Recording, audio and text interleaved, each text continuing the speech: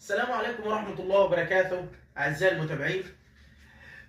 معلومة، لما بتشتري عقار أو شقة في عقار، يستحسن إنك تشتري من حد له نسبة في الأرض، مذكور في الإعلام الشرعي بتاع الملاك الأصليين للأرض.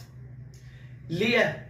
لو أنت اشتريت شقة من شخص وهو ماليش نسبة في الأرض وباعلك، لو العقار اتهدم خلاص انت مالكش اي حق، وما تقدرش تقول ان انا كان ليا شقة في المكان ده فلما يتبني مكان جديد انا هاخد شقة. الكلام ده مش هيبقى موجود، انت اكنك اشتريت الحيطان فقط لا غير. عشان كده بقول لك لما تشتري ابحث ملكية صح.